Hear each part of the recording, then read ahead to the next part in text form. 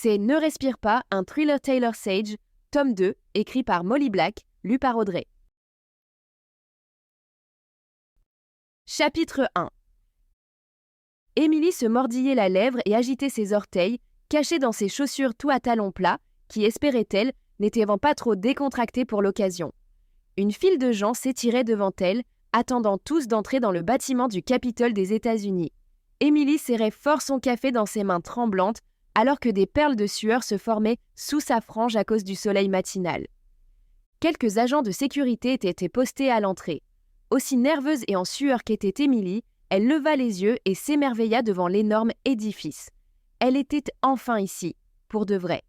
Le dôme du Capitole touchait fièrement le ciel radieux et le bâtiment blanc brillait comme l'ivoire au soleil. Elle avait attendu ce jour toute sa vie.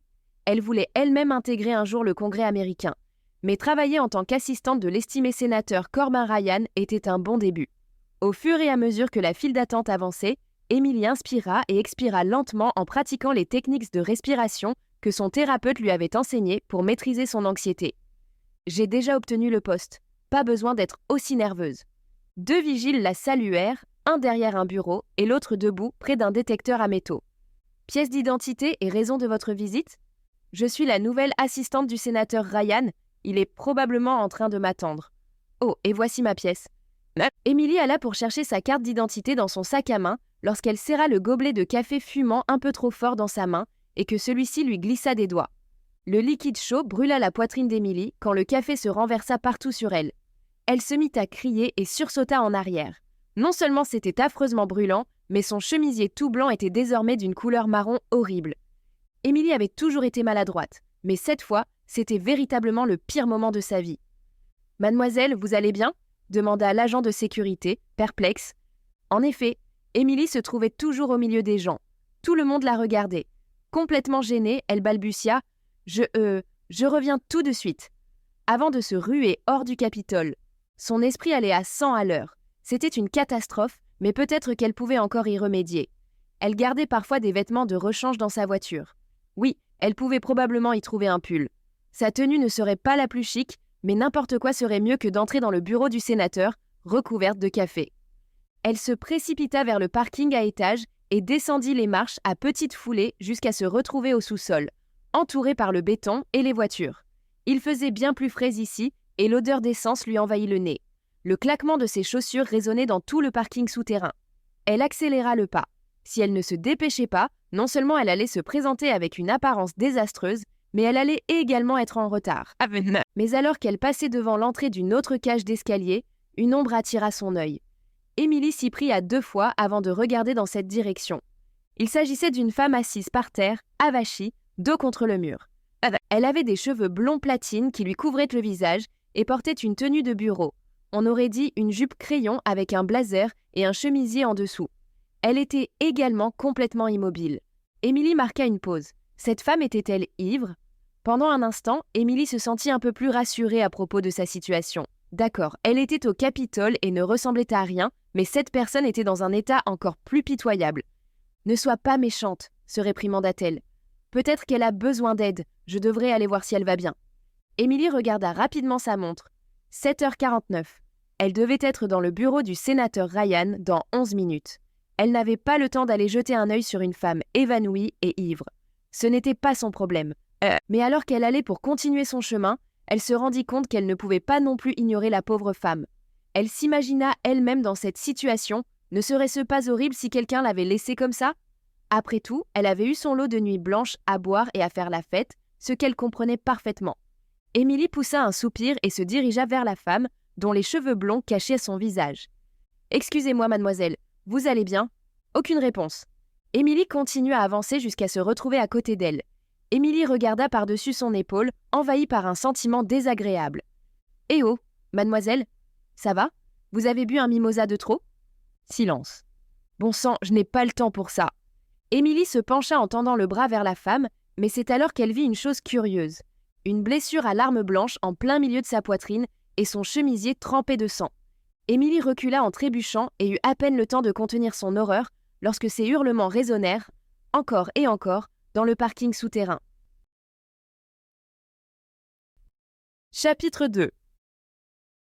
L'agent spécial Taylor Sage retourna les pancakes qui cuisèrent dans la poêle, dans sa cuisine envahie par l'odeur de sirop d'érable chaud. La lumière du soleil matinal affluait par la fenêtre du fond, alors que son époux, Ben, s'occupait du bacon à côté d'elle. Taylor fit glisser les 2 pancakes sur l'assiette posée sur le comptoir, puis alla pour verser la pâte dans la poêle pour une autre fournée. « Chérie, n'oublie pas d'ajouter du beurre », dit Ben sans la regarder. Taylor hésita, la main en l'air tenant le verre doseur pleine de pâte à pancakes. « Ah oui !» Elle prit une cuillère de beurre de la barquette et l'ajouta dans la poêle d'un coup sec, créant des grésillements et des éclats. Elle versa ensuite la pâte avant de regarder dans le vide, tandis que la crêpe commençait à caraméliser en dessous. La chaleur émanait de la poêle, agréable et fascinante, lorsque... Pop! Taylor sursauta quand le bacon à côté d'elle se mit à éclater bruyamment. Ben la regarda en fronçant les sourcils. « Ça va, chérie ?»« Ça va, ça va. » Mais ça n'allait pas. Taylor passa une main sur son ventre où une douleur fantôme apparut. Était-elle arrivée à ce point-là, secouée par un flashback pendant qu'elle préparait le petit déjeuner ? 2 semaines s'étaient écoulées depuis qu'elle avait repris le travail. Et elle avait été autorisée à quitter l'hôpital depuis encore plus longtemps. L'été touchait à sa fin et les nuits s'allongeaient. Bientôt, les enfants retourneraient à l'école. Les enfants. Taylor n'avait même pas envie de penser à eux. Après l'avertissement inquiétant de la lectrice de tarot, qui disait que quelqu'un allait la quitter bientôt, Taylor n'avait pas trouvé la force de dire la vérité à Ben concernant ce qu'elle avait découvert à l'hôpital. Lui dire qu'à cause d'une vieille blessure, elle ne pourrait jamais donner naissance à des enfants. Le rêve de Ben, leur rêve à tous les deux, de fonder leur propre famille, leur avait été définitivement arraché, et il était impossible de faire marche arrière. Cela allait l'anéantir. Bien qu'elle eût l'intention de le lui dire, après sa visite chez Madame Belasco, chaque jour devenait de plus en plus pénible. Taylor avait autrefois cru que Ben la soutiendrait et resterait auprès d'elle quoi qu'il arrive. Mais maintenant, à cause d'une carte stupide, elle n'en était plus sûre. Garder un tel secret revenait cependant à garder une tumeur maligne dans son cœur, qui rongeait lentement son âme un peu plus chaque jour. Cela la tuerait sûrement bientôt. Chaque nuit, elle allait se mettre au lit auprès de Ben, sachant qu'elle lui mentait. Parfois, ils couchaient ensemble, parfois non. Quand il le faisait, sa culpabilité était à son maximum. Parce qu'après l'acte, il disait des choses comme « Je suis tellement content qu'on essaie de concevoir maintenant et j'ai hâte de fonder notre famille ». Chaque « je t'aime » avec lui était désormais entaché. Et Taylor devait l'écouter en sachant très bien qu'il n'allait jamais fonder leur famille. Pas de la manière traditionnelle, comme Ben le voulait et l'avait toujours voulu depuis tout le temps qu'elle l'avait connu. Merde, il faut que je lui dise. Mais comment ? Taylor ? Taylor ! La voix de Ben la fit sortir de sa rêverie. Une odeur de se dégager du pancake devant elle et de la fumée s'éleva dans l'air. Taylor poussa un petit cri perçant et retira la poêle du feu. « Bon sang, chérie !» cria Ben en agitant un torchon devant eux. « Tu cherches Listos à mettre le feu à la cuisine ? Qu'est-ce qui ne va pas chez toi ?» Taylor se ferma comme une huître. C'était beaucoup trop. Combien de temps encore pourrait-elle continuer cette mascarade ? Les bras serrés autour de sa poitrine, elle s'éloigna de la cuisinière en trombe. Elle entendit Ben éteindre les brûleurs avant de la suivre dans le salon. « Taylor, mais qu'est-ce qui se passe ?» Elle ne pouvait pas le regarder en face. Ses yeux la piquaient. Était-ce comme ça que la vérité allait éclater, lors d'une matinée ordinaire, en préparant le petit déjeuner ? Ben, qui était désormais plus calme, se plaça devant elle. Taylor ne leva pas ses yeux vers lui lorsqu'il lui saisit les bras. « Taylor, qu'est-ce qui se passe ? J'ai essayé d'aller à ton rythme, mais... Tu te comportes étrangement. Depuis que tu as quitté l'hôpital, tu es différente. » Taylor osa enfin regarder Ben dans ses yeux marrons, les yeux qu'elle aimait tant. Il la dévisagea avant de passer son pouce sur sa joue. Mais Taylor se retira et la peine vint assombrir le visage de Ben. « Qu'est-ce que c'est que ça ?» demanda-t-il ému lui-même. « Ben Elle se tut. « Je ne sais pas quoi dire. Taylor, s'il est arrivé quelque chose, tu peux me le dire. Qu'est-ce qu'il y a ? C'est ton partenaire ?» Il marqua une pause, sa voix pleine d'émotion. « Tu as une liaison ? » ?»« Quoi ? Non !» Elle était consternée à l'idée qu'il puisse même penser une telle chose. Taylor était extrêmement dévouée à Ben. Elle ne le tromperait jamais. « Alors, qu'est-ce qui t'arrive ?» demanda-t-il avec des yeux désespérés et injectés de sang. L'estomac de Taylor se noua à l'extrême. « Il est temps que tu lui dises !» Elle essaya d'entendre cette phrase d'encouragement avec la voix de son père, comme si cela allait lui donner de la force. Mais celui-ci ne serait jamais aussi faible qu'elle l'avait été au cours de ces dernières semaines. Elle savait qu'il lui aurait dit de révéler immédiatement la vérité à Ben, chose qu'elle aurait dû faire. Maintenant, les choses allaient être bien pires, parce que non seulement elle ne pouvait pas avoir d'enfant, mais elle avait également menti à ce sujet pendant plusieurs semaines. En prenant une profonde inspiration, Taylor puisa dans son subconscient, dans les parties de son être qui étaient émotionnellement barrées et sans peur, les parties qu'elle libérait au travail. Cela lui semblait étrange d'appliquer ce procédé à sa relation, mais à ce stade, peut-être n'y avait-il pas d'autre moyen. Afin de lui dire la vérité, il fallait qu'elle arrête d'être l'épouse de Ben Chambers et devienne l'agent invulnérable qu'elle savait qu'elle pouvait être. Elle détendit ainsi sa mâchoire. Elle réprima ses larmes. Puis d'une voix calme, elle dit « Ben, il faut qu'on parle ». Nerveusement, ils allèrent tous s'asseoir sur le canapé du salon, à un coussin de distance l'un de l'autre. Ben se pencha en avant et joignit ses mains. « Oh mon Dieu, il s'agit bien d'une liaison, n'est-ce pas ?» dit-il d'une voix qui craquait. Taylor secoua la tête. « Non, ce n'est pas ça. » Elle prit une inspiration tremblante et baissa les yeux sur ses mains en regardant son alliance. Le moment était venu. Puis, elle se força à croiser le regard de son époux. « Ben, quand j'avais environ 25 ans, on m'a tiré dessus. » Surpris, Ben tressauta. « On t'a tiré dessus? Où ça? Tu ne me l'as jamais dit. » « Non, effectivement. Et je suis désolée, mais... » En détournant le regard, elle souleva sa chemise pour révéler la cicatrice sur son ventre. « Ta cicatrice d'appendicite ?» dit Ben. « Tu as dit qu'elle provenait de ton opération quand tu avais 16 ans. »« Je suis tellement désolée, j'ai menti. » L'air renfrogné de Ben s'intensifia. L'estomac de Taylor se noua encore une fois. « Alors quoi? C'est une cicatrice d'une blessure par balle ?» demanda Ben. « Pourquoi avoir menti là-dessus? Et quel est le rapport avec tout ça ?» Cela avait un rapport avec tout. Elle prit une autre profonde inspiration. Il était temps de révéler la vérité. « Ce coup de feu était un traumatisme que je ne voulais pas revivre, Ben, » dit Taylor. « La vérité, c'est que j'avais honte des circonstances qui y ont conduit parce que je m'étais montrée imprudente, comme je l'ai été avec Jeremiah Swanson. Mais les conséquences ont été encore plus graves. À vrai dire, je n'ai pas réalisé à quel point c'était grave jusqu'à ce que je me retrouve à l'hôpital. » « Comment ça ?» Ben la regarda avec un air curieux, innocent, mais inquiet. « Ben... » Taylor soupira. « Fini de mentir, fini de jouer. Je jure que je l'ignorais avant d'aller à l'hôpital, mais le docteur m'a dit que le coup de feu a causé des dommages permanents. » La confusion apparut brièvement sur le visage de Ben avant que Taylor ne soit certaine d'y voir une prise de conscience, comme s'il commençait enfin à comprendre où elle voulait en venir. Taylor ravala la boule d'appréhension coincée dans sa gorge. « Ben, le docteur m'a dit que je ne pouvais pas avoir d'enfant. » Ben cligna des paupières. Une fois, 2 fois, puis ses yeux se dirigèrent vers le sol. Son visage se tordit comme s'il avait une migraine. « Non, quoi? Il doit y avoir une erreur. On est en train d'essayer de concevoir. On a... » Ben. Taylor cligna des yeux pour réprimer ses larmes. Son cœur lui faisait tellement mal qu'elle avait l'impression de ne pas pouvoir respirer. « Je suis désolée. C'est la vérité. » Ben se leva brusquement, comme un ressort. Taylor ferma les yeux en se réconfortant dans l'obscurité. Elle ne pouvait pas supporter l'idée de le regarder, mais elle pouvait l'entendre. Ben qui arpentait le salon, ses bruits de pas lourds martelant le parquet de leur nouvelle maison. La maison dans laquelle ils avaient emménagé dans l'intention de fonder leur propre famille. « Taylor, dis-moi que tu n'es pas sérieuse, dit-il. » Elle ne répondit pas. Elle ne le regarda pas. « Taylor !» cria-t-il. Sa voix tonitruante la força à ouvrir les yeux et à lui faire face. Il n'avait jamais crié après elle. Pas comme ça. Et elle n'avait jamais vu autant de désespoir sur son visage. Elle se mit debout, lentement. « Je suis désolée d'avoir menti, » dit-elle seulement. Ben prit sa tête entre ses mains en faisant les 100 pas dans la pièce. « Taylor, il ne s'agit pas d'un petit mensonge. Il s'agit de notre avenir, mon avenir. Tout ce que j'ai toujours voulu, c'est... Une famille, je sais. C'est la raison pour laquelle je n'arrivais pas à te le dire. C'était trop difficile, Ben. Je n'arrive pas à croire que tu me cachais ça. Cela fait des semaines qu'on couche ensemble et pendant tout ce temps, je croyais qu'on essayait de concevoir un bébé, putain. » Taylor sursauta. Au cours de toutes leurs années de mariage, Ben n'avait juré à son encontre qu'une poignée de fois, et même dans ces cas-là, il ne s'était jamais directement adressé à elle comme ça.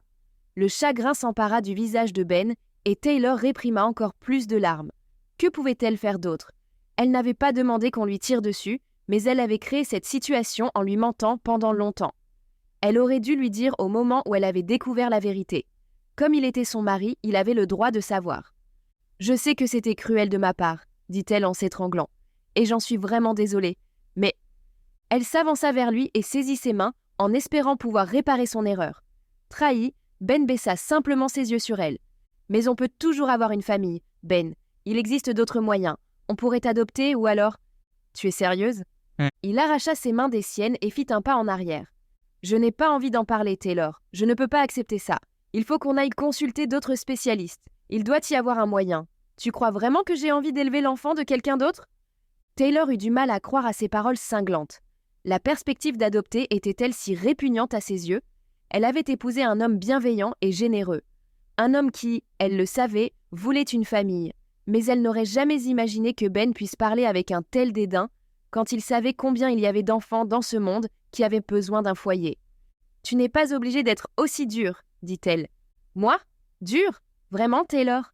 Ben leva à nouveau les bras au ciel. « Tu dois te moquer de moi. Tu m'as menti pendant des semaines et… » Il poussa un soupir en se pinçant l'arête du nez. « Tu sais quoi ? Oublie, ça ne sert à rien. Je veux que tu prennes rendez-vous avec un spécialiste de la fécondité pour qu'on puisse mettre au clair cette situation. » La gorge de Taylor se noua.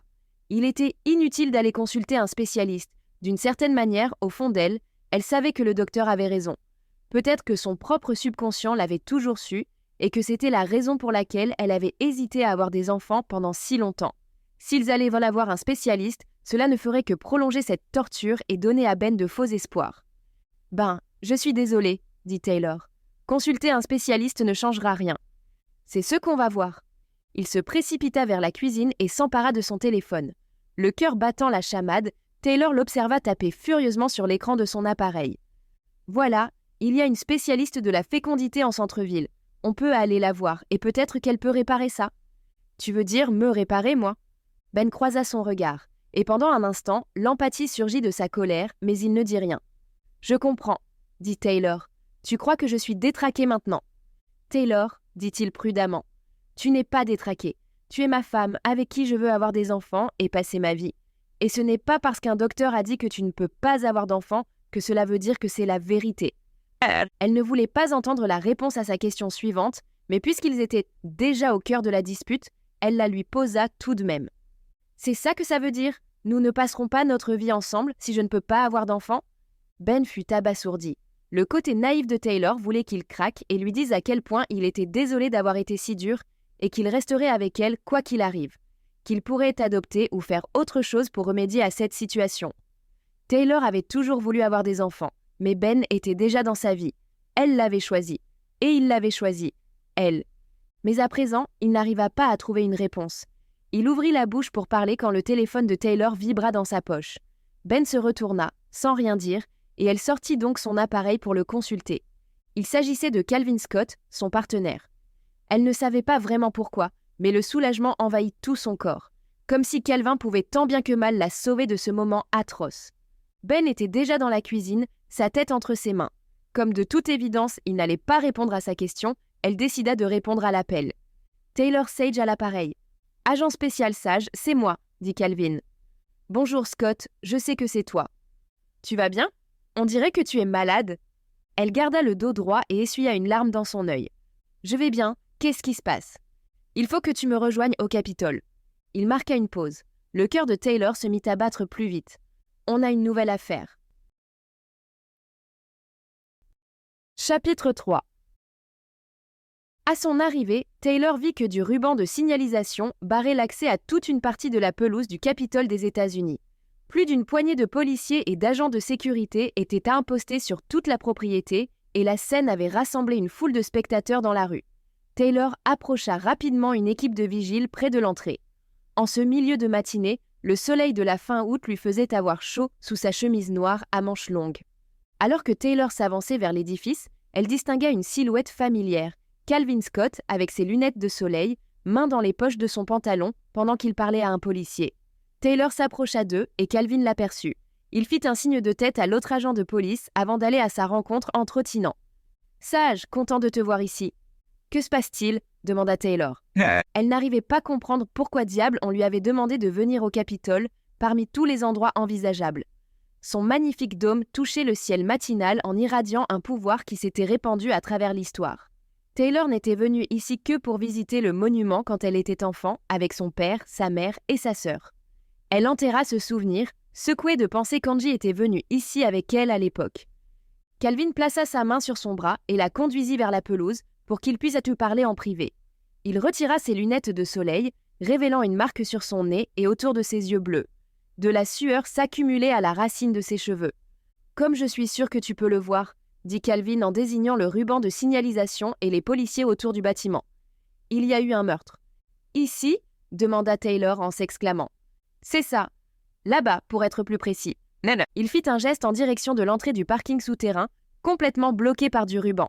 Calvin continua. « Parce que cela s'est produit sur une propriété fédérale, ils ont décidé de nous appeler immédiatement au lieu de passer par les forces de police du district de Columbia. Bien que les autres agents de police se trouvent ici pour récolter des données sur la scène. »« Comment le corps a-t-il été découvert ?» demanda Taylor. « Je n'ai pas tous les détails. Je ne suis pas encore descendu voir la scène. Je t'attendais. Viens, on a un témoin à l'intérieur. Je veux lui parler tout de suite pour que la pauvre puisse rentrer chez elle avant qu'on fasse le reste du sale boulot. » En hochant la tête, Taylor suivit Calvin. Ils passèrent par l'entrée du Capitole et rencontrèrent quelques agents de sécurité. Taylor et Calvin présentèrent leurs plaques pour pouvoir accéder au bâtiment, dont Taylor pouvait sentir l'histoire dans ses murs imposants. Ils traversèrent un long couloir en faisant claquer leurs chaussures sur le sol carrelé reluisant. 2 policiers étaient postés à l'extérieur d'une des pièces. Taylor et Calvin montrèrent à nouveau leurs insignes pour y entrer. À l'intérieur, une jeune femme était assise seule à un bureau, tremblante. Il y avait une cheminée derrière elle et des drapeaux américains suspendus. Ses cheveux châtain clair étaient attachés en arrière, mais des mèches s'échappaient dans tous les sens. Elle se rongeait les ongles et ne sembla pas remarquer que Taylor et Calvin venaient d'entrer. Taylor se racla la gorge et la fille faillit sauter au plafond. « Excusez-moi, » dit Taylor. « Nous n'avions pas l'intention de vous faire peur. »« Oh oh, ce n'est pas grave, » dit-elle en posant une main sur son cœur. Elle portait un chemisier sur lequel il y avait une énorme tache de café. « La journée a été, mouvementée, » ajouta-t-elle en riant avec gêne. Taylor échangea un regard avec Calvin avant de reprendre la parole. « Nous sommes avec le FBI. Je suis l'agent spécial Taylor Sage et voici mon partenaire, l'agent Calvin Scott. » La femme hocha la tête. « Je m'appelle Emily Fitzpatrick. Permettez-vous qu'on s'assoie pour parler de ce que vous avez vu aujourd'hui ?» demanda Taylor. « Oh, oui, bien sûr, » balbutia nerveusement la fille. Calvin avait raison. On aurait dit que la pauvre allait avoir besoin de suivre une thérapie le restant de sa vie. Taylor décida qu'ils en finiraient au plus vite. Les 2 agents s'assirent en face d'Emily. Calvin se racla la gorge avec un air embarrassé en ajustant sa chemise, tandis que Taylor joignait ses 2 mains sur la table. Emily avait un visage pâle avec des taches de rousseur et des lèvres qui avaient l'air presque bleues. De toute évidence, elle était toujours sous le choc. Taylor se promit alors d'y aller doucement avec elle. « Je sais que c'est traumatisant pour vous, » dit Taylor. « Alors prenez votre temps. Mais pouvez-vous nous dire ce qui s'est passé ce matin ?»« Ah, eh bien... » Elle porta brusquement sa main à son bras opposé, comme pour gratter une démangeaison fantôme. « J'avais tellement peur d'être en retard pour mon premier jour, et comme la véritable empotée que je suis, j'ai renversé du café partout sur mon chemisier, comme vous pouvez le voir. » Elle essaya de rire, mais Taylor eut le sentiment qu'il s'agissait d'un mécanisme de défense pour faire face à ce qu'elle avait réellement vu. Elle comprenait bien cette réaction. Mais c'est alors que l'horreur apparut dans les yeux marrons d'Emily. « Qu'est-il arrivé ensuite, Emily ?» insista Taylor. « Il faisait... » Elle passa ses bras autour d'elle en s'enfonçant un peu plus dans son fauteuil. « Pas de pression, » interrompit Calvin. « Prenez votre temps, racontez-nous lorsque vous serez prête. » Emily prit une profonde inspiration. Quelques secondes s'écoulèrent. La lueur du soleil traversait la fenêtre vers le mur opposé, et Taylor attendait impatiemment sa réponse.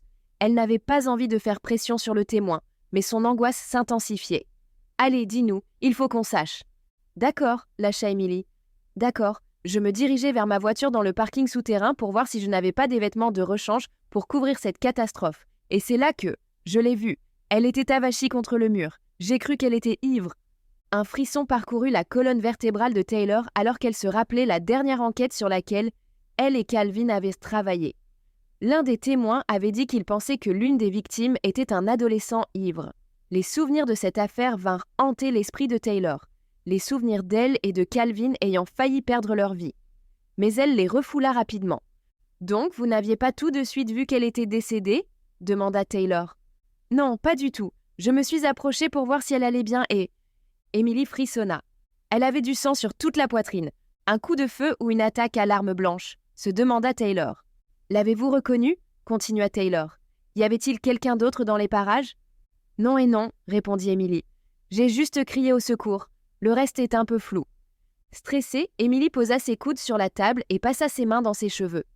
Bon sang, j'ai vraiment besoin de ce boulot. Si le sénateur Ryan ne veut plus de moi, ce ne sera pas un problème, dit Calvin. Nous veillerons à ce que vous conserviez votre emploi. Ce n'était en aucun cas votre faute. Et bon, après ça, je crois que vous méritez quelques jours de congé. Nous veillerons à ce que vous soyez également payé pour cette période. Emily hocha la tête en souriant vaguement. Mais c'est alors qu'autre chose sembla lui traverser l'esprit. Oh, mais s'il y a quelqu'un qui tue des femmes dans le coin, alors... La sécurité sera multipliée par 10, la rassura Taylor, et nous trouverons la personne qui a fait ça. Promis. Merci madame et monsieur les agents. Taylor se leva et Calvin en fit de même, puis elle fixa son attention sur Emily. Merci Emily de nous avoir accordé votre temps et votre témoignage. Veuillez faire en sorte de rester disponible au cas où nous aurions besoin de vous parler à nouveau. Mais en attendant, un policier sera ravi de vous raccompagner chez vous. Sur ce, ils quittèrent la pièce en laissant une Emily toujours tremblante au bureau. Mais Taylor avait obtenu tout ce dont elle avait besoin d'elle. Il était désormais temps de voir le corps. Taylor franchit le ruban de signalisation et descendit l'escalier qui menait au parking souterrain. Le toit en béton empêchait la majeure partie de la lumière du soleil d'entrer, plongeant l'endroit dans le noir. Taylor avait toujours trouvé les parkings souterrains dérangeants. Elle avait pris en charge un bon nombre de dossiers qui impliquaient une fusillade ou une agression au couteau dans ce genre de lieu, ce qui lui paraissait donc étrangement familier. Cependant, elle n'était pas sûre de savoir si on pouvait faire pire que la dernière grosse enquête qu'ils avaient élucidée. Calvin était tout juste derrière elle. Sans échanger un seul mot, ils suivirent le ruban et le flot de policiers jusqu'à apercevoir la scène de crime. Ce malaise familier s'empara à nouveau de Taylor, celui qu'elle éprouvait à chaque fois qu'elle était sur le point de voir un cadavre. Un homme mince de grande taille aux cheveux argentés se tenait là, lunettes de soleil sur le crâne, dans un uniforme de policier, à observer la scène. Il avait l'air d'être le responsable ici. Des agents de police prenèrent des photos. Les yeux de Taylor suivirent les flashs, jusqu'à se poser enfin sur leur cible, la femme avachie contre le mur en béton, avec une énorme tache rouge sur son chemisier. Ses cheveux blond platine lui recouvraient le visage. « Merde !» marmonna Taylor. L'homme aux cheveux gris aperçut les agents et s'approcha d'eux immédiatement. Taylor et Calvin sortirent sur leurs plaques en les montrant rapidement. L'homme hocha la tête. « Bien, je suis content de vous voir ici, » dit-il. « Agent spécial Taylor Sage, » dit Taylor. « Voici mon partenaire, l'agent Calvin Scott. Je suis le commissaire Mike Sanders. D'habitude, ce n'est pas moi qui arrive en premier sur la scène de crime à mon âge, mais là... » Il jeta un coup d'œil au corps. « C'est arrivé sur la propriété du gouvernement. Cela semblait nécessiter une attention particulière. C'est la raison pour laquelle nous avons fait tout de suite appel au bureau fédéral. »« A-t-on identifié la victime ?» demanda Taylor. Sanders secoua la tête. « Pas encore, mais quelque chose à propos de cette femme semble familier. Je n'arrive pas à mettre le doigt dessus. Rien de ce que nous avons vu jusqu'à présent ne nous a donné le moindre indice sur celui qui l'a tuée. » Taylor hocha la tête. « Je ferais mieux de l'examiner de plus près. » Les policiers qui prenèrent des photos s'écartèrent pour laisser passer Taylor et Calvin. Celui-ci resta légèrement en retrait, tandis que Taylor s'approchait de la scène. Ses yeux parcoururent le torse de la femme. Une seule entaille déchirait le tissu ensanglanté. Il s'agissait bel et bien d'une blessure à l'arme blanche, et apparemment, il n'y en avait qu'une seule. De plus, le sol en béton ne comportait aucune trace de sang. Il était donc impossible que le meurtre ait eu lieu ici. Le coupable l'avait tué ailleurs et déposé ici. Mais au fur et à mesure que Taylor examinait la femme du regard, un choc la frappa. Elle la reconnaissait. Elle avait vu son visage à la télévision. Elle fit défiler mentalement les chaînes télé pour essayer de la situer, jusqu'à ce que son nom lui revienne. « Je la connais », dit Taylor à voix haute. « Pas personnellement, mais Scott, c'est Margot Withers. » Calvin fronça les sourcils. « Attends, ça me dit quelque chose ? Ce n'est pas... » « La femme qui a accusé ce sénateur d'inconduite sexuelle, » termina Taylor. « Merde !» dit Calvin. « Je me souviens d'avoir entendu parler de ça. » Taylor posa un genou à terre et se pencha en avant. Il serait plus facile de confirmer l'identité de la victime en écartant ses cheveux de son visage, mais elle ne voulait pas déranger la scène. De plus, elle était plutôt sûre d'elle. Il s'agissait sans aucun doute de Margot Withers. Il y a environ un mois, Taylor l'avait vue aux informations. Elle s'en souvenait très clairement, c'était lorsqu'elle était à la maison avec Ben après l'incident avec Jeremiah Swanson, à regarder la télévision dans le salon, tous les deux assis sur le canapé. Le journaliste affirmait qu'une source inconnue avait dévoilé que Margot Withers, une jeune secrétaire, accusait le sénateur Frank Petty de comportement sexuel répréhensible. Elle avait déclaré qu'il l'avait touchée lorsqu'elle travaillait pour lui et que cet incident lui avait causé une profonde détresse émotionnelle. Mais ce n'était pas Margot elle-même qui s'était exprimée. Un autre informateur avait fait cette révélation, obligeant Margot à rendre cette information publique. Cela avait fini par devenir une tempête politique et Margot avait été prise entre deux feux. Elle avait fini par déclarer officiellement que cette affaire était censée être réglée en privé, mais que quelqu'un l'avait divulguée à la presse. Les sénateurs démocrates avaient alors commencé à se servir d'elle comme arme contre les républicains, tandis que les républicains accusaient Margot d'avoir tout inventé. Mais Taylor n'avait rien entendu d'autre sur cette affaire depuis au moins une semaine. Toute cette histoire lui était complètement sortie de l'esprit. Maintenant, Margot était morte. « C'est bien elle, Scott, » dit Taylor. « Bon sang, » commenta Calvin. « Tu crois qu'on a un complot politique sur les bras ? C'est une sacrée coïncidence. » Elle se leva en frottant ses paumes moites sur son pantalon. Le scandale semblait se calmer aux yeux du public, mais cela ne veut pas dire que les choses ne continuaient pas à se jouer dans les coulisses. Et Taylor n'avait pas envie de perdre du temps avec des Handits. Afin d'en savoir plus sur Margot, il y avait un seul endroit que Taylor voulait fouiller et qui n'était pas entaché par les complots politiques ou les partis pris. Elle croisa le regard de Calvin, empli de curiosité. « Allons parler à la famille. » Chapitre 4. Quand Taylor avait vu Margot Withers aux informations il y a à peine 3 semaines, elle ne s'était pas attendue à se retrouver devant la maison dans laquelle elle avait grandi. Taylor et Calvin avaient égaré leur voiture sur la route et se dirigeaient maintenant à pied vers la maison. C'était un bel endroit, avec une façade de style colonial, très classique américain. Le drapeau flottait fièrement sur la pelouse. Taylor voyait pourquoi Margot s'était retrouvée en politique. Elle avait clairement grandi dans un foyer patriotique. Un mauvais pressentiment noua l'estomac de Taylor lorsqu'elle et Calvin arrivèrent sur le porche. Elle n'avait pas eu à confronter la famille au sujet de la mort d'un de leurs êtres chers depuis leur dernière enquête, et cela n'avait pas été facile, mais c'était quelque chose qu'elle avait fait presque toute sa carrière. Mais une nouvelle angoisse s'empara d'elle. Peut-être que c'était à cause de la dispute avec Ben. Elle essaya de repousser ce moment dans les coins les plus sombres de son esprit, mais même si elle ne pensait pas directement à Ben, elle parvenait toujours à sentir les répercussions de cette dispute sur son corps. C'était comme si on lui avait injecté une dose d'anxiété pure qui bouillonnait dans ses veines. De plus, pour autant qu'elle le sache, la famille n'avait pas encore été informée. Cela ferait de Taylor et Calvin les messagers, ce qui pourrait être très différent que de parler à quelqu'un qui faisait déjà son deuil. Quoi qu'il en soit, Taylor frappa à la porte et patienta. Les parents de Margot étaient retraités. C'était ce que Taylor avait appris en cherchant leurs coordonnées. Comme il y avait un pick-up dans l'allée, elle se dit que quelqu'un devait être à la maison. Après quelques instants, un homme de grande taille, plutôt musclé pour son âge, ouvrit la porte. Il regarda Taylor et Calvin sous des sourcils touffus et grisonnants. « Puis-je vous aider ?» demanda-t-il. « Bonjour » dit Taylor, immédiatement gênée d'avoir bégayé. Cela ne lui ressemblait pas. Mais même si elle savait qu'il s'agissait de son travail, elle n'avait pas envie de regarder ce père dans les yeux et lui dire que son enfant avait été tué. Taylor fut étranglée par l'émotion, ce qui incita Calvin à intervenir. « Êtes-vous Tom Withers ?» demanda-t-il. « C'est moi. » Tom appuya un bras contre le cadre de la porte avec un air méfiant sur le visage. « Puis-je vous aider ?» répéta l'homme. Calvin jeta un coup d'œil à Taylor. Celle-ci sentait que son cœur battait à toute allure dans sa poitrine et qu'elle avait la gorge serrée au plus haut point. Bon sang, mais qu'est-ce qui ne va pas chez moi ? D'habitude, c'était elle qui prenait la parole la plupart du temps. Mais Calvin comprit que quelque chose clochait et s'exprima donc à sa place. « Nous sommes du FBI.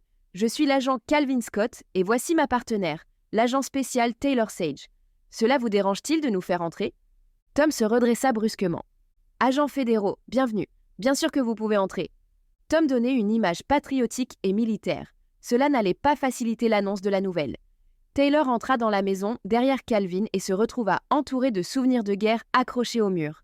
Des médailles, des photos de la Seconde Guerre mondiale et une photo de Tom lui-même dans ce qui paraissait être l'Afghanistan.